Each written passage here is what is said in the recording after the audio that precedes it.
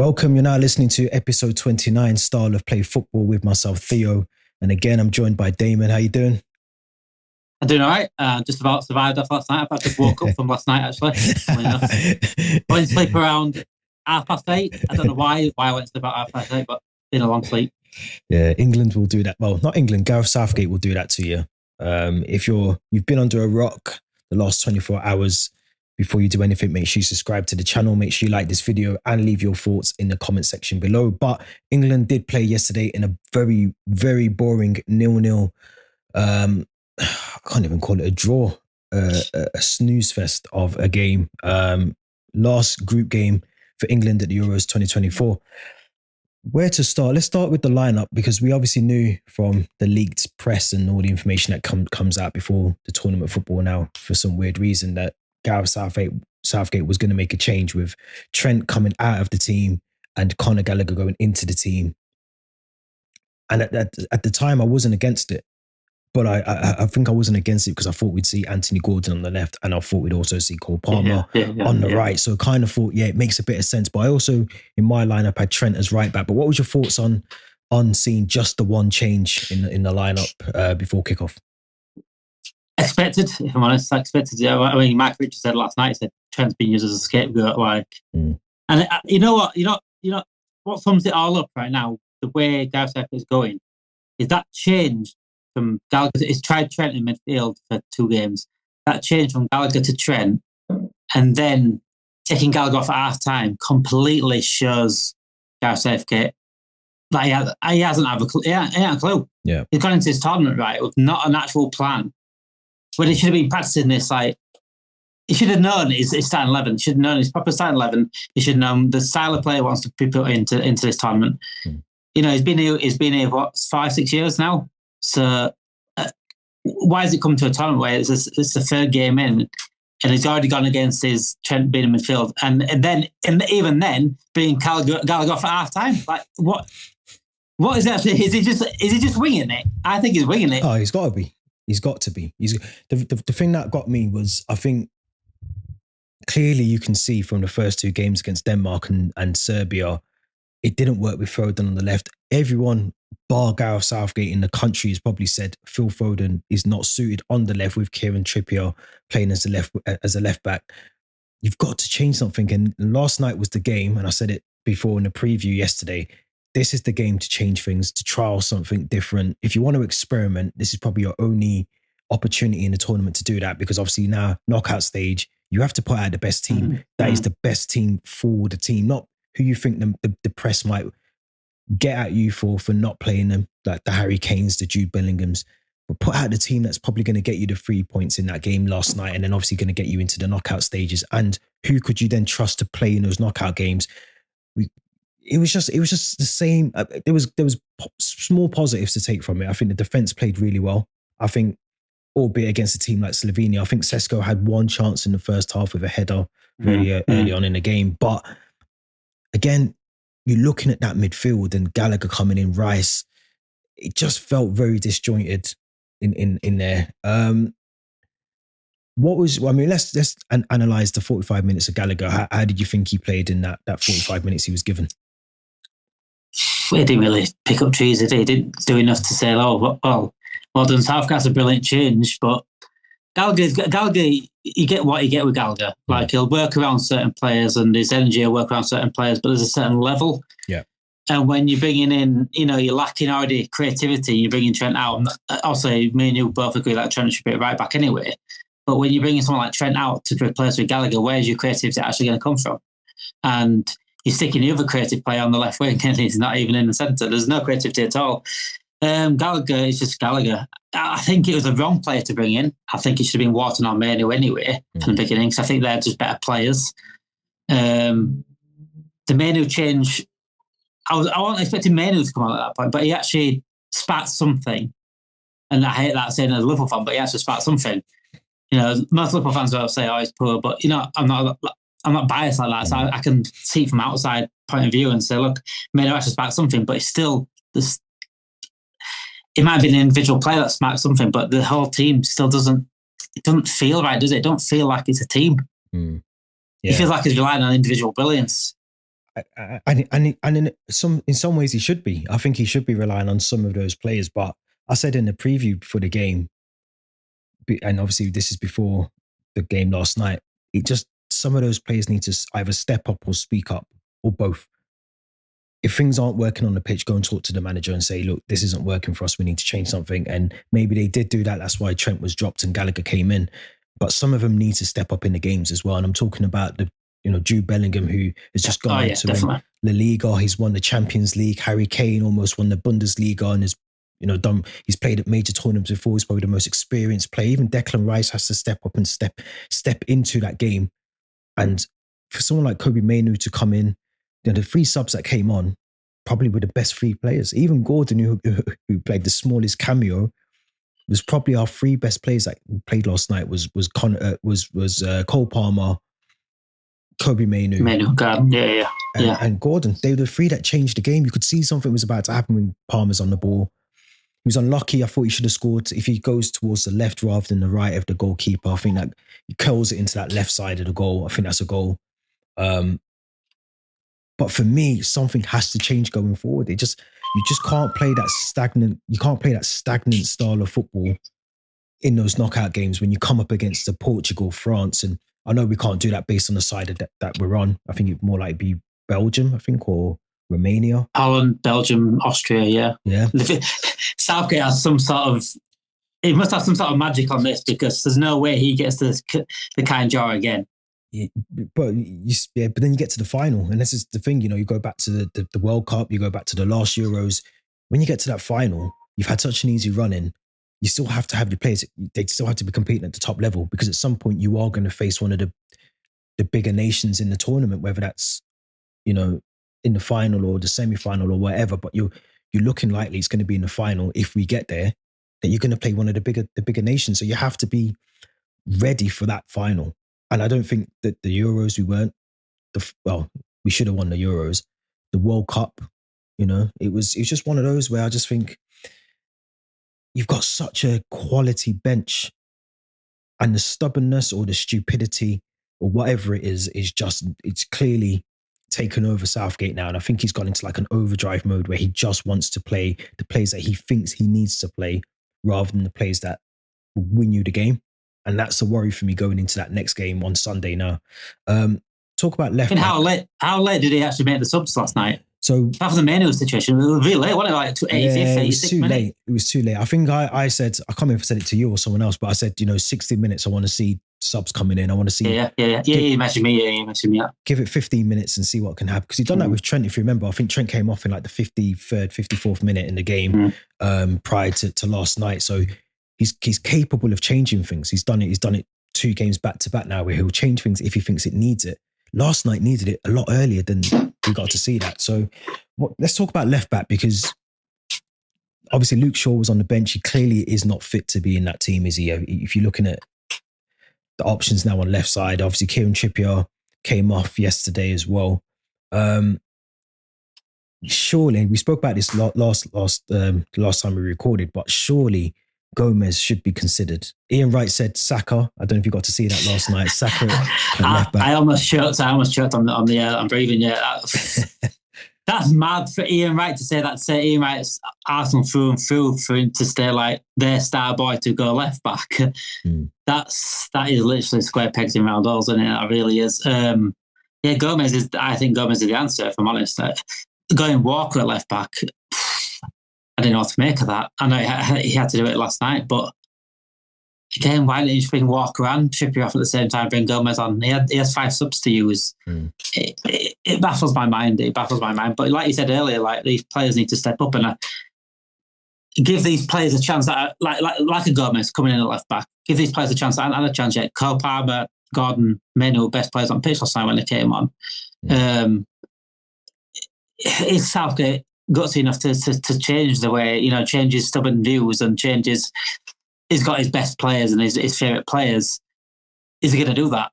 Will he play someone like Gomez at left back? I can't see it. He should do. It makes complete sense. But I mean, again, Foden, I feel sorry for him because Foden's getting played out of position. But you said it right about Bellingham. Bellingham looked like he couldn't be bothered last night. It was really, really odd. It was really odd.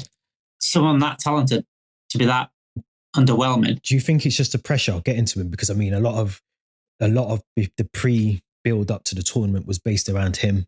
Based around the season that he's just had. Coming off the back of the La Liga, coming off the back of the Champions League as well. Winning a double with Real Madrid and coming into this tournament, I feel like the pressure, the expectation for him to do well, be the guy.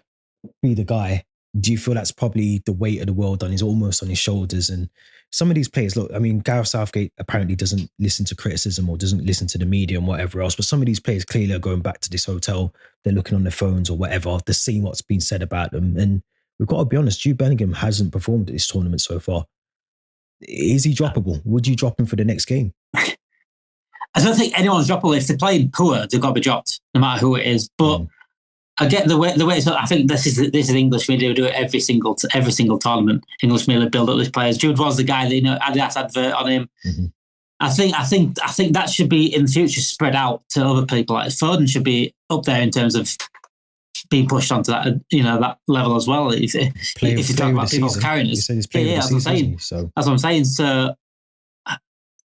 But again, on the other side, these are elite sportsmen that should be used to the pressure, and he practically got the same at Real Madrid. He was like known as like the guy coming in now, and he lived up to it for most of the season. So I think it is a good mixture. It probably would be an easy excuse for him to get out of it. Say it's just the pressure, but again, he should use that as like a bounce back. Like use it to your advantage. Like we know how good you are. Now show it. You know what I'm saying? And other players should step up behind him. But again, it comes down to Southgate. It all comes down to Southgate in the end. It depends on how he manages the players. He's well known for his man management. So if he can just reel it in a little bit and say, look, Jude, there's no pressure on you at all. Keep him grounded. But then again, he needs to go out with a style play and play these players in the right position, Foden and 10, and bring Jude back. Maybe less pressure at Jude coming back into an 8. Possibly. He might not be seen as the guy in there. Yeah, possibly. I remember going back to the game last night. There was a moment where I felt like Foden and Bellingham were almost swapping on that left side, and at times Bellingham was there, and Foden would drop into that sort of 10 role. And again, I don't think that's a good. I mean, how can you go through a game?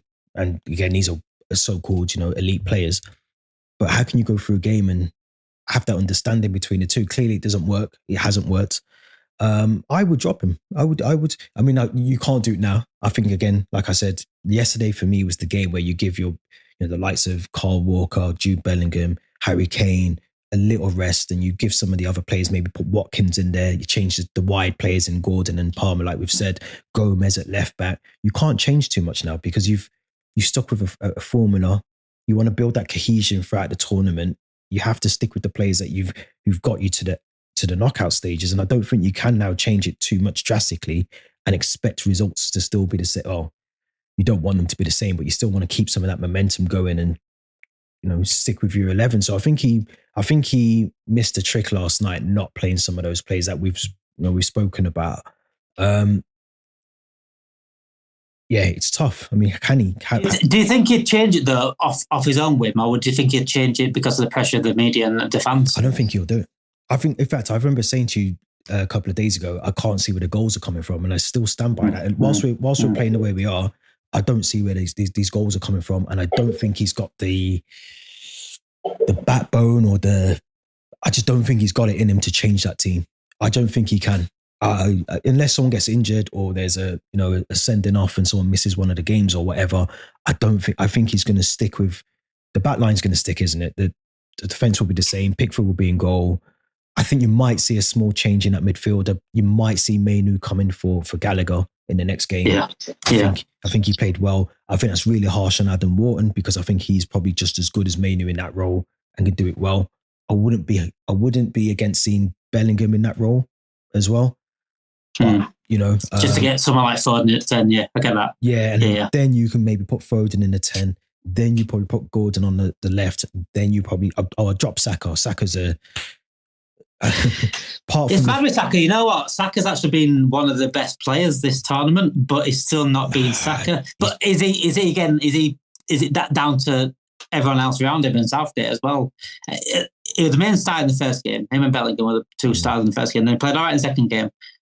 Again, he's still a threat in attack. It's hard, isn't it? It is hard. But I would play Cole Palmer. I think Palmer's just as big of a threat down that right side as well. And I get your point. He has had some good games, but I think when you look at this, is the difference between just a good player in a team and someone who is a standout player who it doesn't matter who they're playing with, they still make something happen. And I think when you look at Austria, you look at Spain, you look at France, even sometimes you look at how Albania have played in this tournament, they've made things work, and there's individual players that have to step up and do something in the tournament to just get the team over the line, get the team 3 points, get them a point or whatever based on who they are, but they still get the 3 points. I was watching, it was Austria. Was it Austria yesterday? Holland, yeah. I mean, look how they fought back. It was, they went down, they scored the early goal, then Netherlands bring it back, and then they score another one, Netherlands bring it back, and then they scored a goal anyway that, gets them the win in the end. So, things like that for me, I want to see this team do. Fight for the country, not just fight for the badge, fight for the country. This is Harry Kane's last tournament, surely. Does he make the next squad after that? Probably not. So you'd think he'd be one of those players that would be running through brick walls and trying every opportunity to stay in that box and grab the goals. And I just don't know. I don't know anymore about Southgate, whether he's got the balls to do it. Do you think he's got the balls?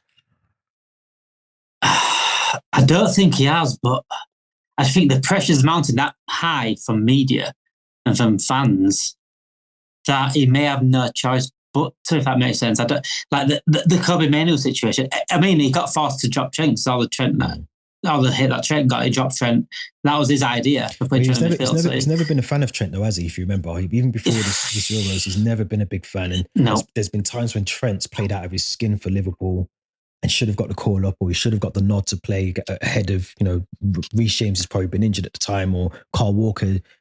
He's played out of his skin for Liverpool and he's still been overlooked for England. So I think he's never been, Grealish is another one. He's got certain favourites. The fact he's still bringing up Calvin Phillips, even though he's not in the squad, tells you he's got favourites in the squad. So I don't know. I agree with you. He's dropped Trent. He's pulled out, Gallagher off at half time. So he's got a level of tactical awareness.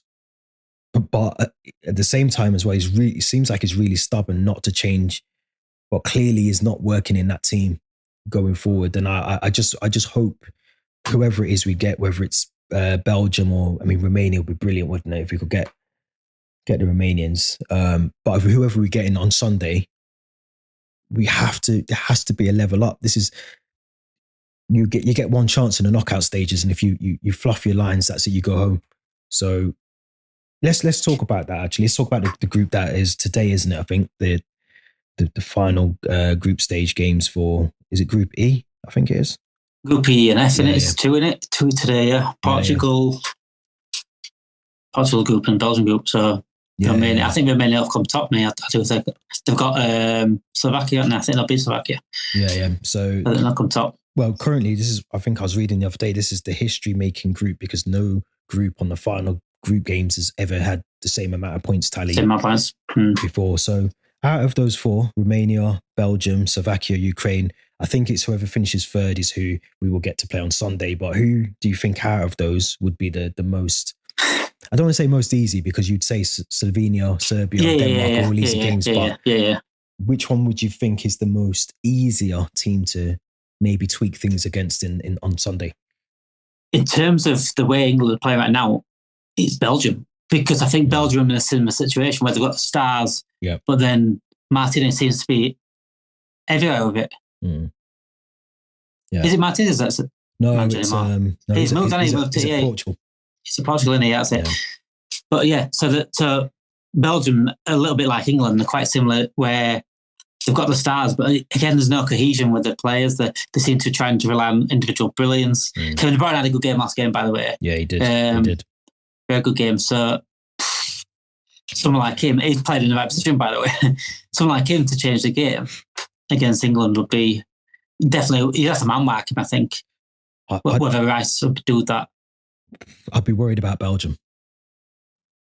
Just looking at their team now. They've got Lukaku, they've got Doku, Trossard, Openda, Bakayoko, I think he's from PSV. Obviously got Tillemans, Carrasco, De Bruyne, Onana, Mangala. The defense is a bit shaky, but like I said to you before, where the goals coming from for us, we don't really know. So I don't really worry about it. Going forward. I think I'd be worried to play Belgium on Sunday. I would. I think England might come up against someone like Romania and underestimate them. Yeah, I don't think they could do that against Belgium. I think they're the ones where England come up short, and they always have done in sort of these tournaments where they come against someone like back in the day, when they lost against Iceland that time. Yeah. It's like they weren't expecting to lose against Iceland. Yeah. And it's teams like Romania and who else could come in? It's Slovakia. Ukraine's in there as well. I wasn't impressed with Ukraine, especially that first game, but they beat Slovakia, didn't they? Here's where Modric scores a hat-trick on Sunday. And, imagine. It could happen. But I think, me personally, I think Slovakia would be the team I'd want to play. I think Romania have done really well. They're top of the group at the moment, but I think Slovakia, maybe Ukraine as well, but I'd want to avoid Belgium. I just think the way the 3 games we've watched, there's no confidence that I can see in that team. Belgium go 1-up. Would you trust that England team as they're playing at the moment to go and score 2 goals? Probably not. It doesn't bode well, does it? So you feel hoping for 1-0, aren't you? That's what 1-0 all the way through. That's what it looks like. That's mad. That's actually mad. That is actually what it's going to look like for England if they were to progress further. And don't get me wrong.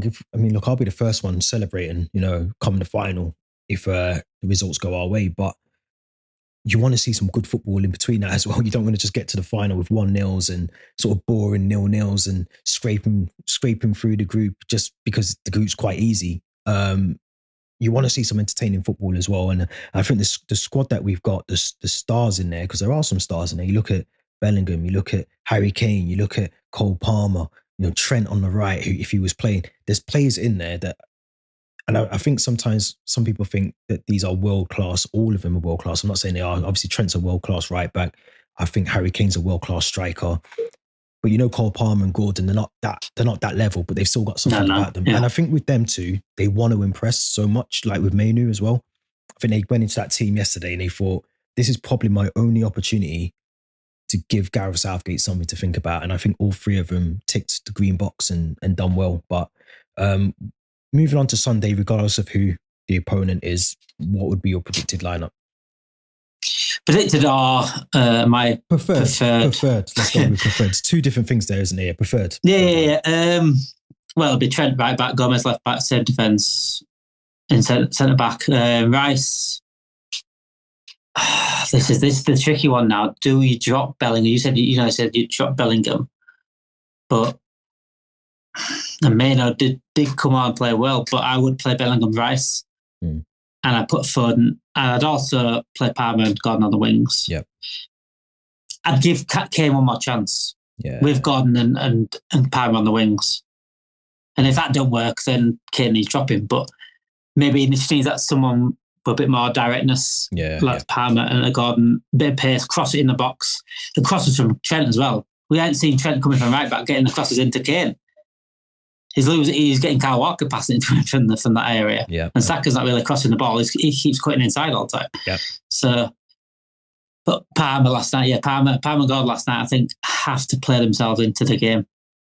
And I feel harsh on Mainu saying that because Mainu sort of played well as well, but Bellingham, I think he needs a chance a bit further back. Yeah, I think for me, I agree with that. I think your lineup's solid. I think I would still drop Bellingham. I know it's going to be controversial and people say that it's just, what are you dropping him for when he gives you so much? And I get that. 2 reasons as well. He looked knackered coming off that pitch yesterday. And I think I was listening to a separate podcast earlier on this morning and they said, he does some sort of useless running. And I agree with that. He sort of chases a dead ball that isn't on, and I think sometimes when you do that, you use a lot more energy than you need to, if that makes sense. So he does look knackered, but at the same time, he's a 20-year-old lad who should be able to play back-to-back games, easily without any issues. But he's had a long season, so I get it. But I'd drop him. I'd drop him for Mainu. I'd keep him in there. And your front, you're sort of free of Gordon, Foden, and Palmer I'd go with, and I would give Harry Kane that chance going forward. Because we haven't seen what he can do with the two on the right. We haven't seen it. So I'd go with those. I'd go with that as my lineup. It needs to be that striker that he used to be before he started cutting back, when he played for Tottenham. Yeah. Where he just in the box and be the guy that scores the goals. That's where you want your striker. You don't want your striker sitting. I mean, there was one point yesterday, he was in the second half of the pitch, and he was just almost like collecting the ball for no reason to then ping the ball to Kyle Walker or to ping it to someone. We need you in the box to then get that ball and come into the box and make a threat in the box, because it's pointless pinging the ball to Kyle Walker. Kyle Walker gets the ball, he looks up, he sees no one in the box. What's the point? I mean, it worked at Tottenham because he had no one else around him. But at England and at Bayern Munich, for example, the amount of talent around him, the amount of creativity around him, doesn't need to do that. Yeah. Just be the guy that scores the goals up top. If you get in that box and you have someone like Trent and Gordon and Palmer and Foden at number 10 behind you, you're laughing. That's a striker's dream, having that creativity behind you. Yeah, we'll have to see, won't we? But I do think Gareth Southgate has to be bold, brave, and make the right choices for the team, as opposed to who he thinks needs to fit in and who he doesn't want to piss off in that team. And if you have to drop certain stars, whether that's Bellingham, Kane, whoever, you've got to do it for the best, because this could be his last tournament as the manager. It could be Harry Kane's last tournament. So yeah, it could be even Kyle Walker's last tournament. You never know. So, there's a lot of players in there that might not be in the next one. Me personally, I would go with a blend of your lineup and my lineup, with Jude Bellingham being swapped over. How confident are you? Who are you saying in? Wharton, Mainu? Mainu. I'd stick with Mainu. I don't think if you haven't played now, I don't think you're going to kick a ball. I don't think we'll see Ivan Toney. I don't think we'll see Wharton. That's mad, that. Yeah. I don't think you can risk playing someone who hasn't played for the first 3 games. We won't see Luke Shaw. We won't see those players, I don't think, me personally. So it's a shame for them, but they're young, so you'd expect to see them in the next Euros, the next World Cup, the World Cup after that as well. But just before you go, predictions, regardless of who we're playing, are you confident we're going to get through to the next round of the knockout stages?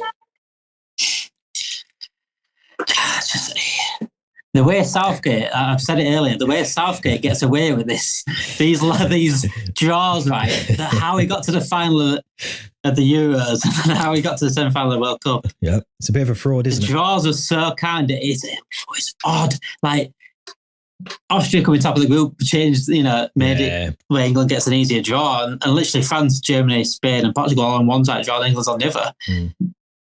He's done some sort of deal here. Southgate's done some sort of deal with the devil. He's done some sort of deal. He's gone to somewhere and done a deal with some sort of voodoo or something, because there's no way he gets the draws that he does. But don't you think it would be easier to play the harder teams now than opposed to, like I said before, when you don't want an easy route to the final. And it'd be easier for the fans over there that can get it up. Yeah, true.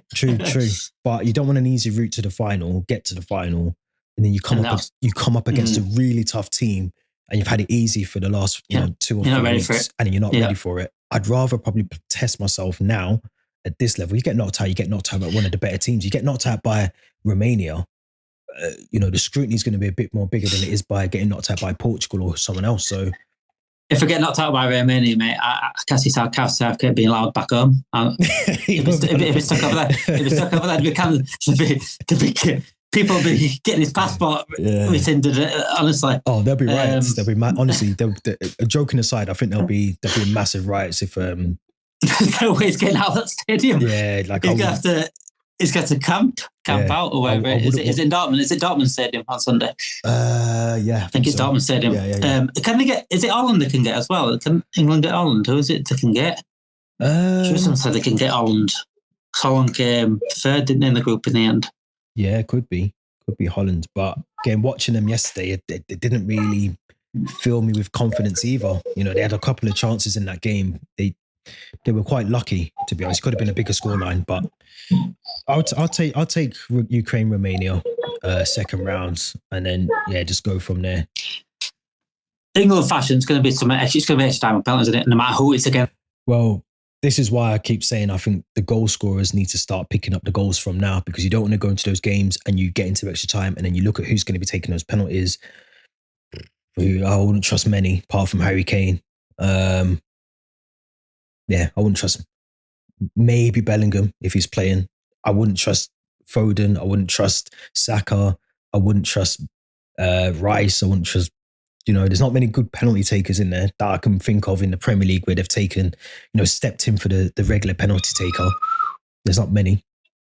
It's the pressure as well, isn't it? I mean, yeah, you've seen it before. Like, if you go up against someone like Romania, for example, or Ukraine or Slovakia in that game and go up for penalties, they've got no pressure on them at all, really. They're just like... They're expected to go out. Whatever happens, happens. Yeah. Whatever happens, happens. And that pressure, again, it comes from... It's rightly pressure as well. It's like with the media and things like that, I think they shouldn't put as much pressure on pre-tournament. But when the pressure is here, that's just elite level football. That's elite level sport. If you can't deal with the pressure, then you're not in the right sport. Exactly, yeah. You shouldn't be in England. Yeah, definitely.